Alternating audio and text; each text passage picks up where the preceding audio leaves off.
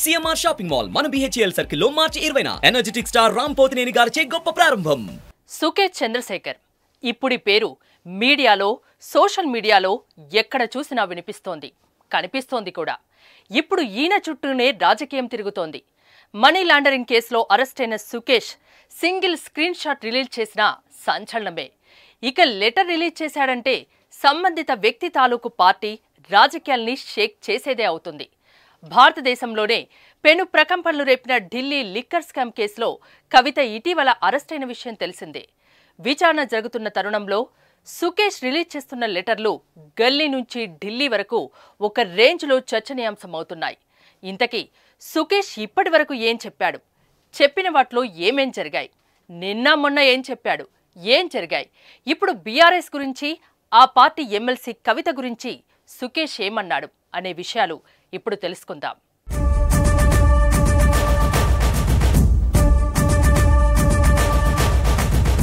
దేశవ్యాప్తంగా Delhi liquor case సంచలనం సృష్టించిన విషయం తెలిసిందే.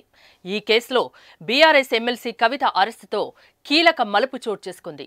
ప్రస్తుతం కవిత ఈడీ కస్టడీలో విచారణ ఎదుర్కొంటుండగా ఆమె అరెస్టుపై మనీ లాండరింగ్ కేసులో నిందితుడిగా ఉన్న సుకేష్ చంద్రశేఖర్ సంచలన లేఖ విడుదల చేశారు.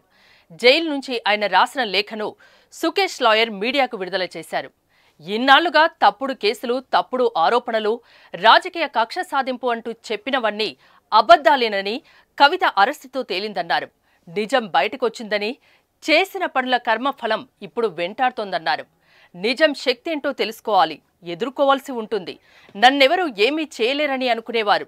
కానీ కొత్త భారతదేశంలో చట్టమే అన్నింటికన్నా శక్తివంతమైంది.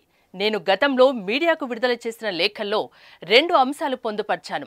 అందులో ఒకటి తెలంగాణ అసెంబ్లీ ఎన్నికల్లో బీఆర్ఎస్ ఓటమి పాలవుతుందని, రెండోది తిహార్ క్లబ్లో చేరేందుకు కవితకు కౌంటౌన్ మొదలైందని. ఈ 2 ఇప్పుడు నిజమయ్యాయని అనిపిస్తోంది. కవితతో పాటు ఆమె అవినీతి సహాయకులు, అవినీతి రాజు అరవింద్ కేజ్రీవాల్ చేసిన అక్రమాలన్నీ బయటపడతాయన్నారు. వేలాది కోట్ల రూపాయల ప్రజాధనం లూటీ చేసి సింగపూర్, హాంకాంగ్, జర్మనీ వంటి దేశాలకు పంపిన విషయాలు బయటకొస్తాయి. ఇది ఎవరికి అర్థం కావాలో వారికి అర్థమైందని అనుకుంటున్నాను. అక్కా నేను వాట్సాప్ చాట్ స్క్రీన్ షాట్ల ద్వారా బయటపెట్టిన 1000 డబ్బాల కథలు, రేంజ్ రోవర్ కలెక్షన్ కథలు, గోవా కథలు, కాంట్రాక్ట్ కథలు దర్యాప్తులో నిజమని తేలాయి. బయటపడే మార్గమే లేదక్కా. ఇప్పటికైనా నా విన్నపం ఒకటే, అవినీతి సూత్రధారి అరవింద్ కేజ్రీవాల్ని కాపాడేందుకు నిజాన్ని దాచే ప్రయత్నం చేయవద్దు. ఎందుకంటే ఈ దేశ ప్రజలు, న్యాయస్థానాలు నిజం తెలుసుకున్నాయి. ఇందుకు కావలసినంత సాక్ష్యాలు, ఆధారాలు ఉన్నాయి. మా గ్రేటెస్ట్ తిహార్ జైలుకు స్వాగతమక్క. మీ మరో సోదరుడు అవినీతి సూత్రధారి అరవింద్ కేజ్రీవాల్ మీకు జైల్లో లగ్జరీ జీవితం అందించేందుకు అన్ని ఏర్పాట్లు చేసి ఉంటారు. ఈ లేఖను ముగించే ముందు మరొక్క మాట చెప్పదలుచుకున్నా. సినిమా ఇంకా మిగిలే ఉంది. కేజ్రీవాల్ జీ, తదుపరి ఇక మీరే. ఎంత ప్రయత్నించినా సాధ్యం కాదు. సినిమా క్లైమాక్స్కు చేరుకుంది. కేజ్రీవాల్ జీ, నా సోదరిమణులకు తిహార్ క్లబ్కు స్వాగతం పలుకుతున్నానని సుకేష్ చంద్రశేఖర్ లేఖలో పేర్కొన్నారు. ఢిల్లీ లిక్కర్ స్కామ్ కేసులోనే అరెస్ట్ అయిన సుకేష్ చంద్రశేఖర్ ప్రస్తుతం తిహార్ జైల్లో ఉన్నాడు.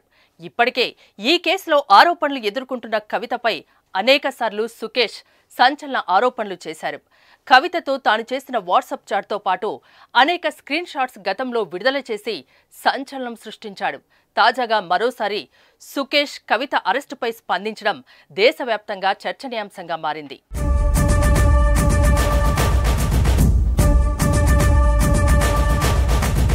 సుమన్ టీవీలో మీ పర్సనల్ అండ్ బిజినెస్ ప్రమోషన్స్ కోసం కింది నెంబర్కి కాంటాక్ట్ చేయండి.